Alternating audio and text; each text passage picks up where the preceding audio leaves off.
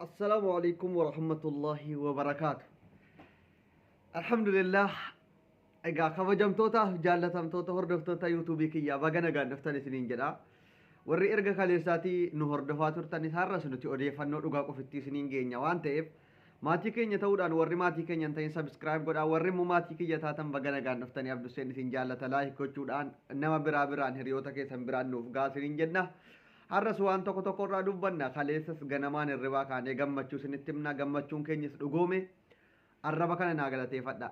Arrabni kun dhugaa malee takka soban dubbatu otuu nama tokko tokkotti sobaan isin burjaajessan garuu dhugaa waan hin dhagee waan ragaa qabatamaa isinitti himeen jumaadha gammachuu keessan ibsadhaa jedhee isinitti hime baay'een keessan sobaa yuutuubii hojjetachuuf malee soba naan jedhaa turtan rakkoon qabu waan dhugaa bagan dubbadhe ittiin saalfadhu.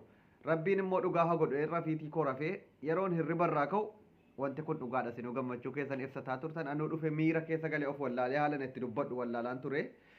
Egaa hadha immoo waan Jawaar Mahammad irraa isin dubbanna maaltu ta'aa jira maalitti jirama kan jedhu irraa waan baay'ee dubbanna eegdota Jawaar Mahammad sadaniin mana Jawaar Mahammad keessa edaa waan baay'ee dubbataa turre eegdota isaa hundaan waan ta'uu qabu maal gochuu akka qabnu haasaa turre edaa.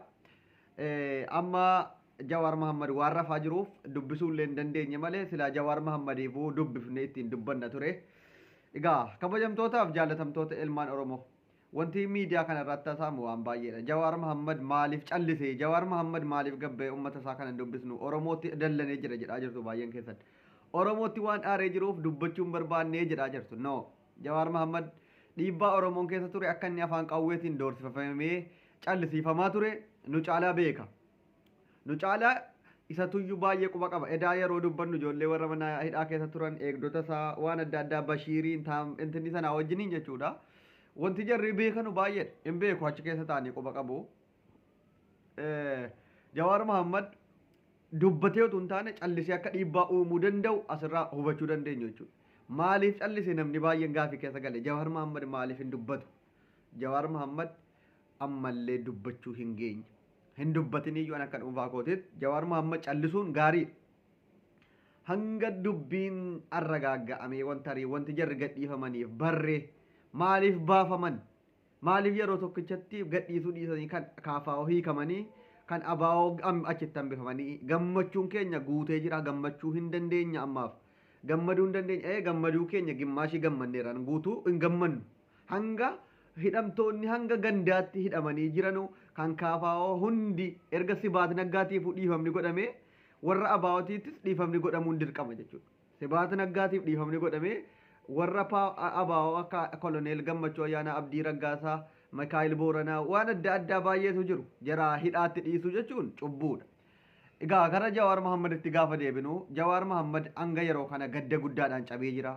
Gadda haceetiif illee otuu yeroo gaddasa hin ibsatin guyyaa tokko illee jedhin mana hidhaatti isa darbani waan ta'eef gadda haceetiif illee ammallee gana boohee hin baafanne waada nutu saafa yaada ilmoo isaallee ammallee hin qaba waggaa tokkoof ji'a torba jechuun guyyaa 100 meeqa tilmaama guyyaa 500 guyyaa 500 fi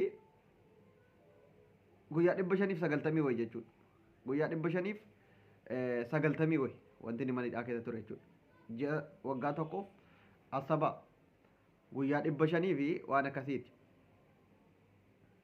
baay'ee ulfaata kana harii mana hidhaa keessa ture yaada ilmootu jira bututtiitu jira waa danuudha ammaaf gabbahee miidiyaa irratti yaada kennuun ta'a waan akka yaada kootiittu hanga OMN adabbii jalaa kaafamee jechuudha banamutti miidiyuma Itoophiyaa waan jedhamteef akka inni maglacaa kennu iyyuu hin barbaadu yoo feesbuukii isaatiin gabbahee jirtuu nuun jedhe gidee tokkotti barbaadna ture erga hin ta'ini wanti inni aaree jiru Jawaar Mahammad hanga deemee maatii Hacaaluu dubbisee achitti argamee waa meeqa jedhutti gabbahee miidiyaatti dubbataa jiru dhugaan isin jedha akka xiinxala kootiitti miidiyaatti dubbachuu wanti inni dhiiseef maatii Hacaaluu dhaqee dubbisee achitti argamee jajjabeessee waa meeqa deemee qabrii Hacaaluu daawwatee gadda isaa kana baafatee sana booda gadi bahee waan jedhamuu qabu miidiyaa irrattis waan hunda dubbata jechuudha.